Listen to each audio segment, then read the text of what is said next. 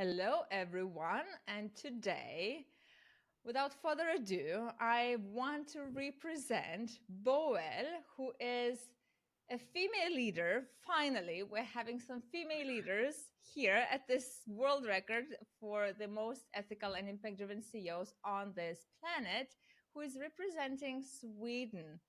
So, Boel, could you share with us the things we should know about you and your company?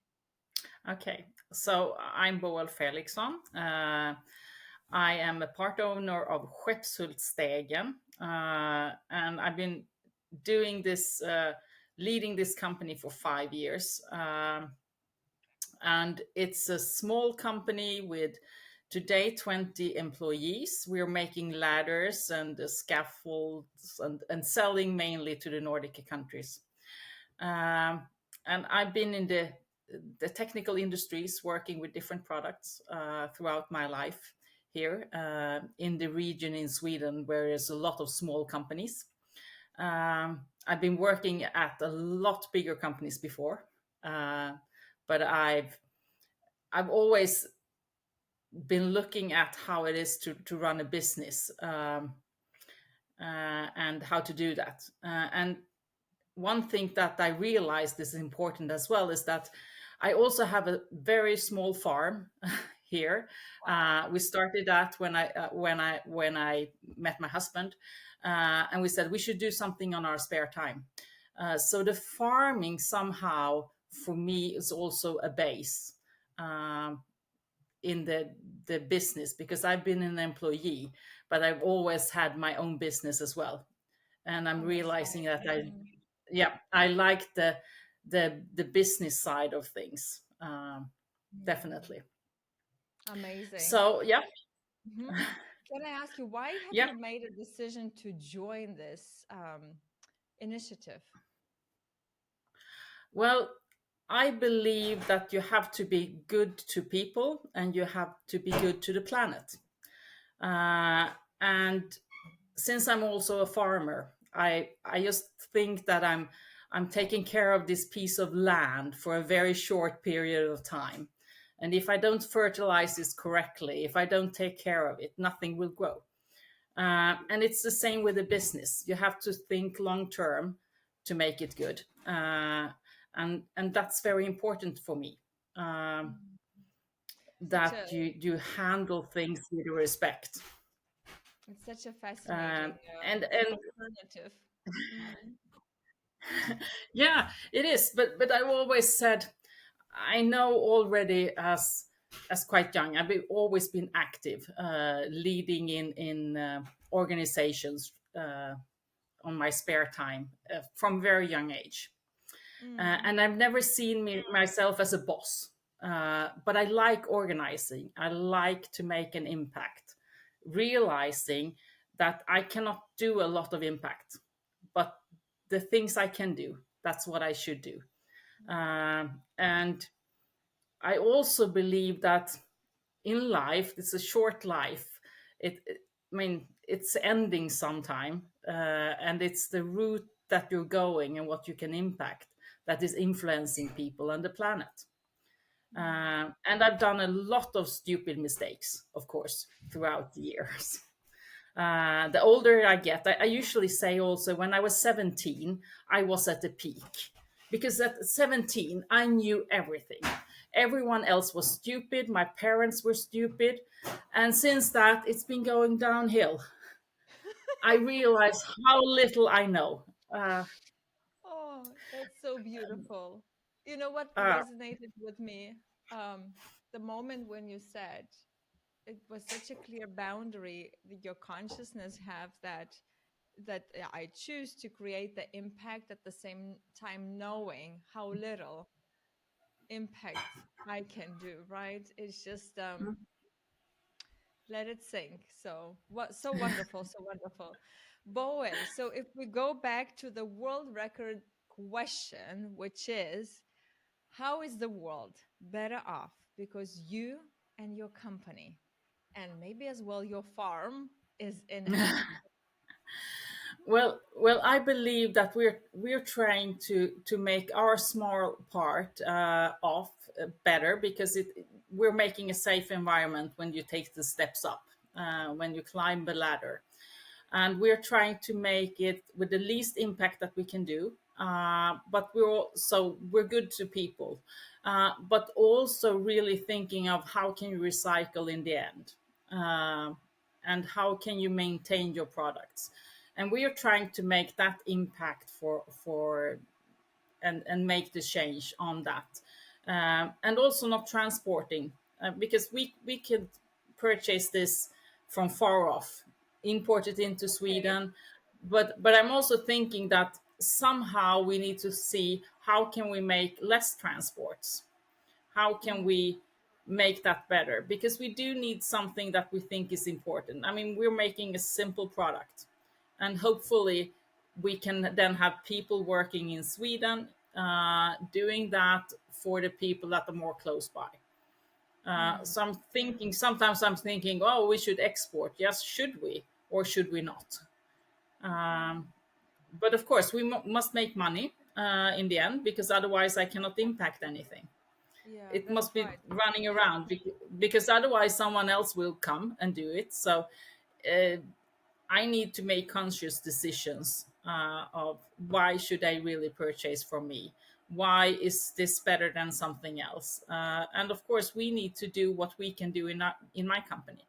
But I'm really Hmm. trying to make that change, and looking out long term. I had a discussion today saying, okay, what is the most important? Of course we need to sell a lot, to make the business running. On the other hand, I want to make sure that our products are so good so you don't need to exchange it every 5 years. You should be Oh, able to use our product for 10 years, and then you exchange your um, the pads on the bottom yeah. that been worn out. Yeah. Oh, wow. I So love this. really take it. Hmm. Yeah, but of course it's not easy. Sometimes you're No, like, it's not. okay, if we don't sell, it Yeah. will be difficult. Yeah, it's like, Uh, cutting the tree, the one you are standing on, right? yeah, But I as well believe that kind of trying to merge these two contradictions, that looking at the impact which we want to create, and save people's, like, for the people to feel safe at work wherever they use, ladders and yeah, steps once you are producing, but at the same time that it shouldn't be forced to, yeah, to purchase. People shouldn't be kind of, yeah, forced to purchase it, and every time it breaks down. I think, yeah, mhm, it is like two contradictions, right, on a scale. But this is where, what I wanted to say, this is where biggest innovations and creativity comes in, like really to think through. yeah, And it's kind of elevating everyone in the company, and then it's the question which is kind of very easy to involve and engage people to think about that, and people are willing to do that. So I believe that, for me, it's important that we are honest about that, as mhm, leaders, that we definitely have to, be profitable, but at the same time, dear more and more to have the discussions, the ones you just mentioned. It's so yeah, profound. All right. And you mentioned that you've been both in the big corporations and smaller companies, and you've given this distinctive analogy beautifully, kind of comparing the farm and the business. And I just really want to tap into your experience, and how did you feel as a leader working for a bigger organization, and how do you feel today working for, I probably won't be able to pronounce the company's name, but Skeppshultstegen. thank you. Yeah, how would um, you, yeah, define that? define that. Well, in one way it's the same work, but of course with running the company I can hopefully make more impacts, um, take more decisions. Then of course we are in Sweden. It's not like you're leading and saying this is what we're doing, because you need to get your people aboard. Otherwise, it will never work. Definitely not in Sweden. So you need to motivate, you need to have the discussions. And of course, that's easier in a smaller company.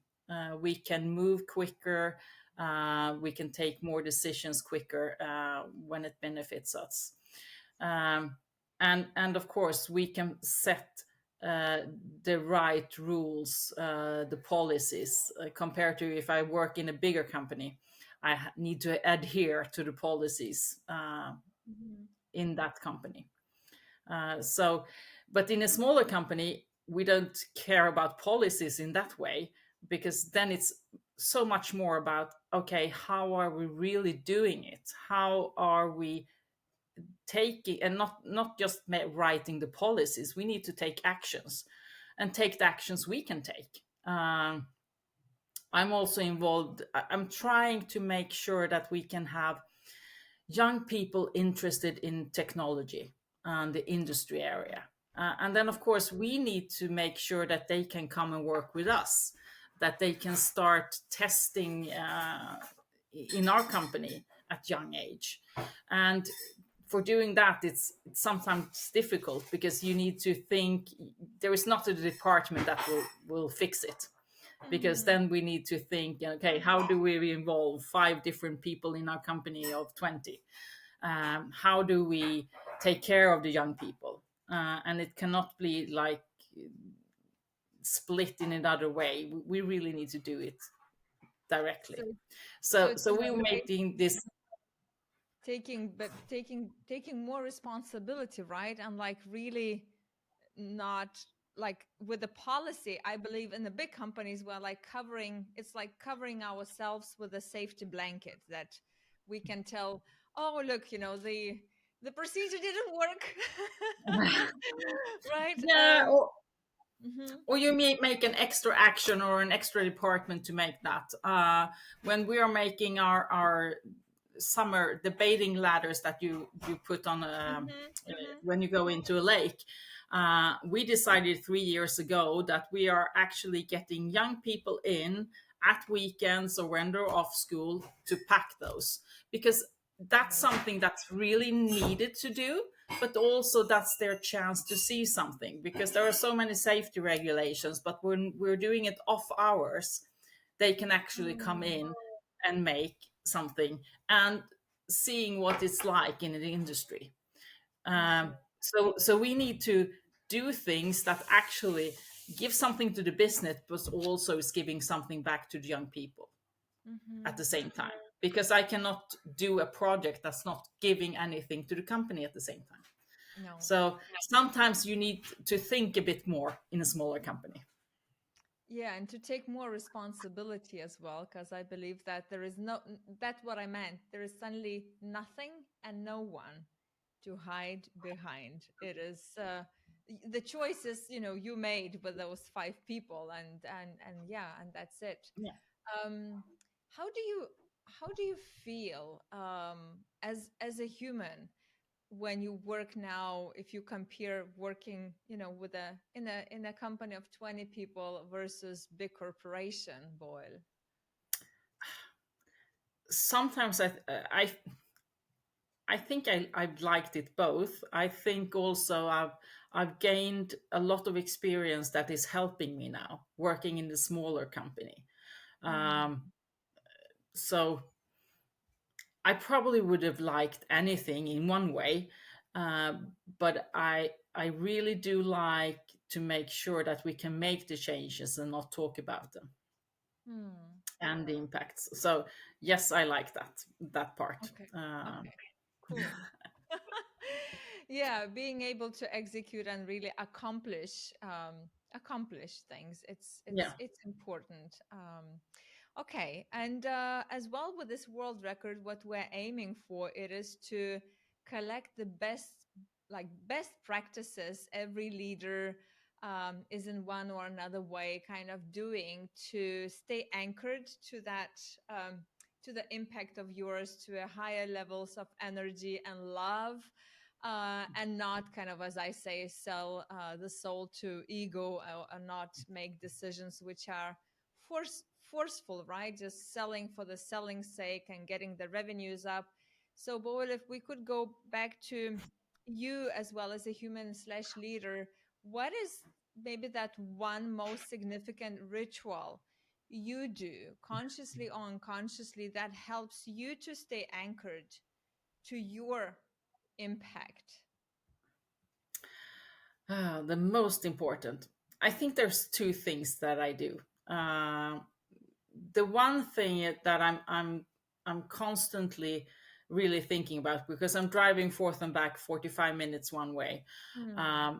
Then I'm thinking, and I'm really thinking about, okay, is this good to people? Is this good to the planet? Um, to constantly think, to have that in mind. Um, and review my decisions. Are those good? Are those not? Of course, when it's hard times, it's more difficult, but in the end, that's with me. But I also think coming back home, when I'm out on the farm and I have to work. I work with our animals, and they don't talk. They're just so happy when they get feed. But really, when you have that and you're realizing that you're such a small tiny piece in the long time, that's when I reflect. So for me, that's really the good thing about reflecting. Hmm.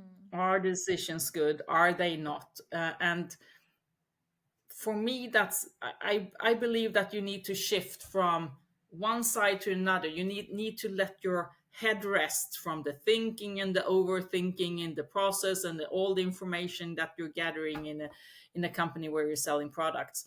And when you go out and do something physically, uh, and there is no one talking to you, you just see if you hear when the animals are eating that they're happy or not, because then they're really quiet. Hmm. And for me, that's the reflection time, of seeing, okay, and then your head starts popping. So for me, it's like having one side and go to the other and reflecting, is it good or not? Mm.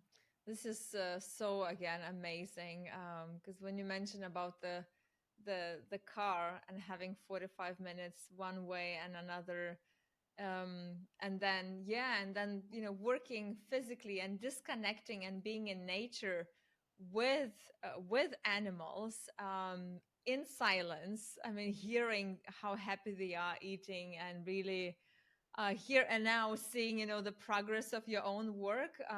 Yeah, I believe as well that a lot that every human needs space to reset, to find other colors of our own identity and let go of some other Yeah. things within our identity. So I love that a lot, and I feel that in many interviews, in one or another way, every leader is talking about that. So it's kind of a pattern which I see. Um, okay, and if we could go back, I know that you mentioned that you've been 17 years old when, yeah, when, let's say, I mean, probably the same with me. Maybe I was, it was maybe later, it was around 30, when I felt that I'm the queen of the world, knowing everything, and yeah. So, but if you could go back like in time and reflect on all the endeavors of your life, what was the moment which or the event which kind of led you decide that you want to become a leader? Ooh, when did I realize that? That's a very good question. um,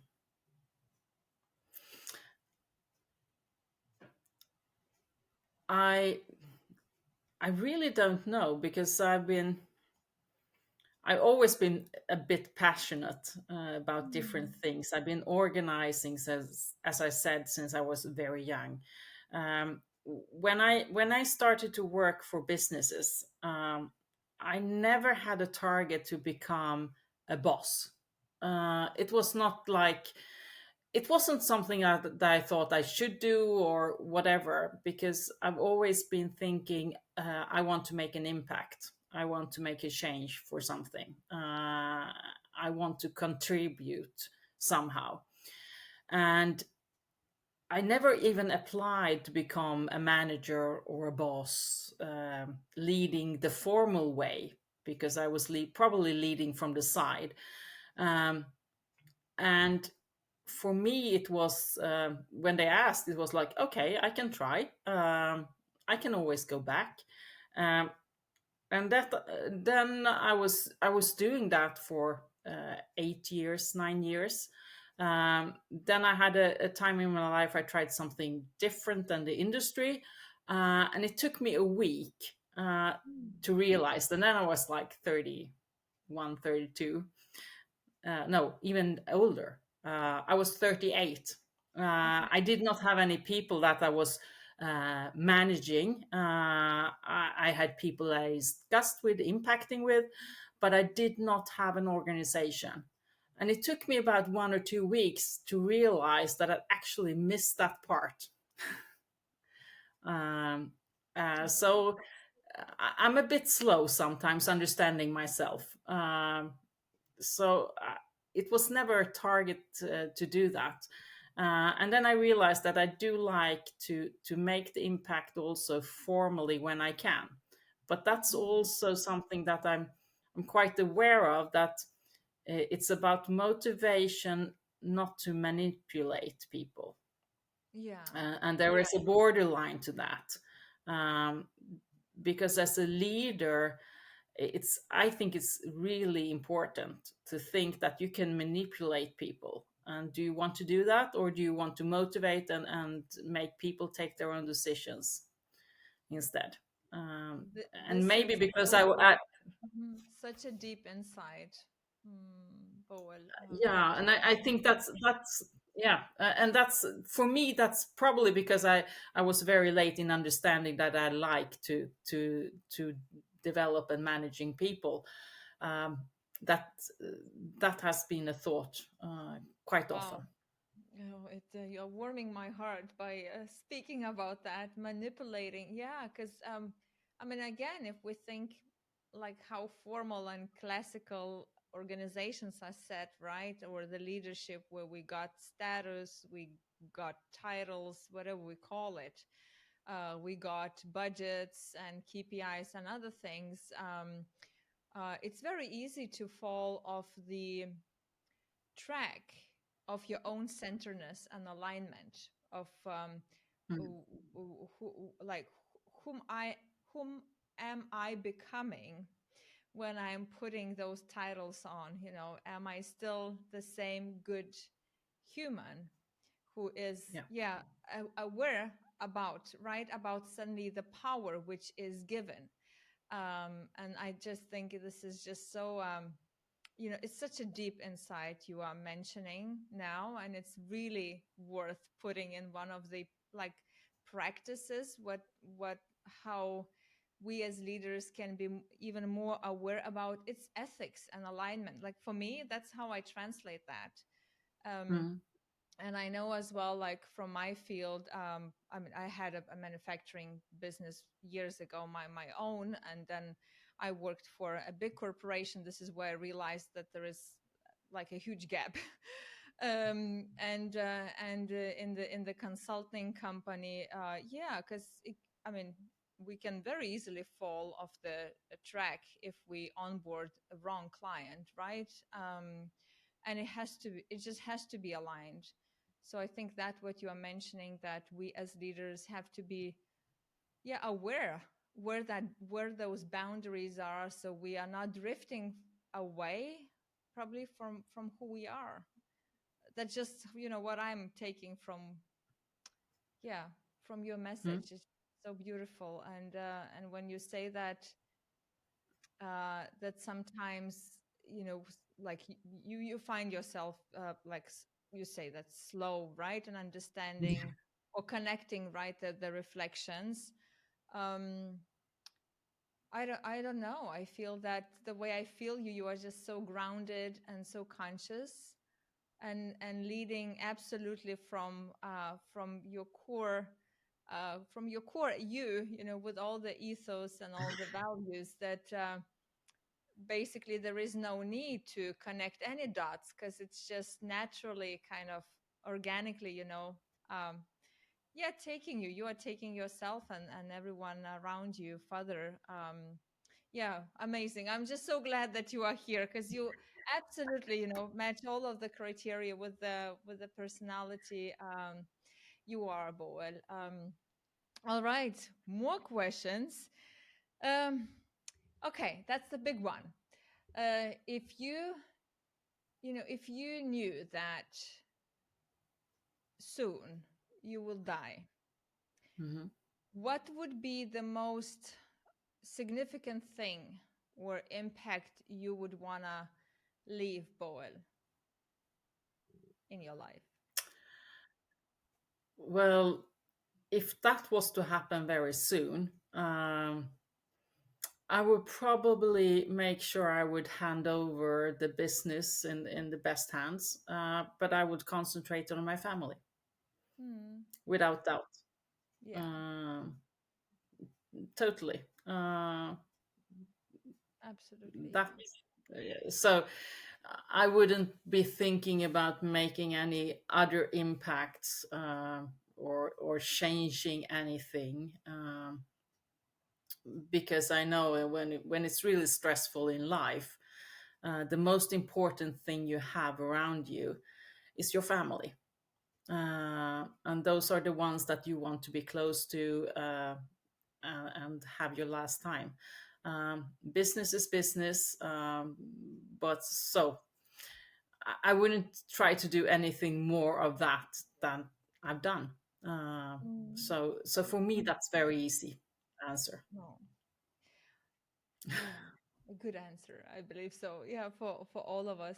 And sometimes if we now take, you know, take that topic like family and you know, our own ambitions and business and other rituals we've got. What I kind of keep noticing as well, the way, you know, I behave and the way you know, the family members behave, that sometimes, you know, or it's, yeah, not even sometimes, it might happen quite often that we forget, right, the significant importance of the connection we got to each other. And sometimes it feels that me as a family member, I'm giving, you know, more to people outside the family than to the like to the family members, you know what I mean? So um I when have I a perfect example for you today, okay, uh, because I can be time optimistic. It okay, has happened quite often. And I was to pick up my daughter. She was coming home from university today, and I got caught up in a telephone meeting again. And I was 15 minutes late, and she was furious, because she was sitting outside. She said it was cold, and she said, "You don't even need to bother to make an excuse because you don't mean it. You take the business before me." And I'm like, "Yeah, what can I say? I did." And it's very true. So there is always a backside of how you prioritize. So yeah, I got that one again. Uh, then on the other hand, I have a good discussion with my family. But yes, sometimes I'm taking other things before, not for days, but it could be 15-20 minutes. yeah, we Uh, all do it. It happens, right? Because I mean, we've got what we've got, the time and etc. But this is just sometimes I am reflecting myself, because I have as well a son of 11 years old, that I know that I'm spending, you know, far more time on this rather than with him. But yeah, but it's as well kind of putting on the weight, you know, the motherhood role and the role of impact and my own entrepreneurship and the things I love. And like, without the shadow of the doubt, I would still say that it's that drives me more, like to be like honestly, yeah, but I have to be honest to myself that it drives Mhm. me more. Motherhooding, fine, it's brilliant. It yeah, it gives a lot of joy and love. Yeah, but at the same time, you kind of want to have something of your own, probably, at one or another sense. Absolutely, I'm quite clear. I don't want one thing or the other. I want it all. Yeah. I Oh, I want love a that. business, I want a family, and I want some spare time doing some Yes. fun things that I enjoy as well.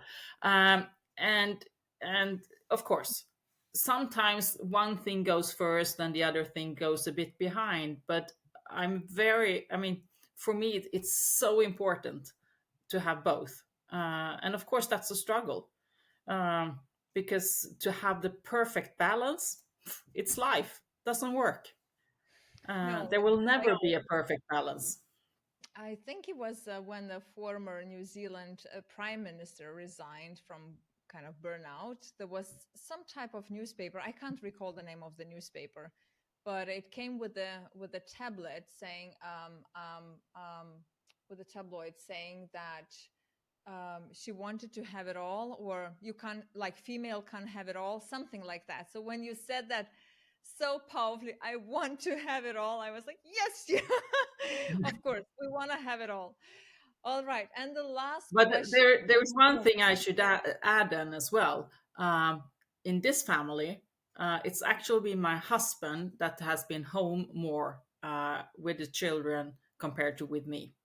Mhm. He is the one that has been taking more time off with our maternity leave here, which is quite long in Sweden. And he's also the one that's been working part time. It hasn't been me. So I've chosen the right husband as well. Yeah, you did made a very good choice. Bravo for that, because it's important. One of the most important Yes. decisions. Absolutely. Okay, and going back to now the rituals or practices, Boel, you do with the team. I know that you are mentioning it's a profound. You say it's a small team of 20 people, and you are like all making decisions together. You are having a dialogue with them. What are maybe the practices, or rituals you do that allows you as the leader to, as well, to for them to feel that they are creating and contributing to that bigger impact on a daily maybe Hmm. basis? How am I doing that? That's a very good question. You are doing that, but you probably never even verbalize No, that. I probably don't realize that. What or Mhm. what impact? I think I'm I'm believing in Gemba, as I say, go out and see, be be in, be available to people. I I try to create an atmosphere where they actually can come, especially here in small business. I'm always trying to walk around, and there is nothing more than walking around, because if someone wants to discuss something, I should be available. Not not every day, but quite often. Um, so I'm trying to be available. I'm also trying to make the team that we together say, okay, is it good? Is it bad? Mhm. Because you always want information in different ways. But I'm saying, okay, the sales are good or bad. I'm not trying to make anything detailed, but something that everyone would understand, or this is what we need to do together. Some Mhm. communication, I see. I think, So kind of is what I'm being trying there to do. visible and understanding the reality, and yeah, being approachable and making things Yeah. simple through communication Yeah. and perfect. Mhm. Loved everything about you, Boel, and just so extremely glad that we are just onboarding one after another, truly, truly aligned and ethical human beings. And that was the most important task for me when I was creating this initiative, to make sure that these type of people are joining this initiative, because yeah, because we've got what it takes. We've got, um, I would say, we are in oneness with our impact, and we are truthful to ourselves. We What I'm taking from our conversation, it's very clearly the manipulation part. That, I mean, that's a kind of thing which we can really, if we're not reflective and more into mechanical mode, that can slip so easily, especially when the Mm. pressure to grow at any cost kicks in. So that was such a profound insight, Boel, and thank you so much from the bottom of my heart, from our team and everyone else that you are here with us. Thank you. Okay, great. It's been good for me as well to reflecting a bit on what I'm doing. Fantastic. Okay, goodbye, guys. Goodbye.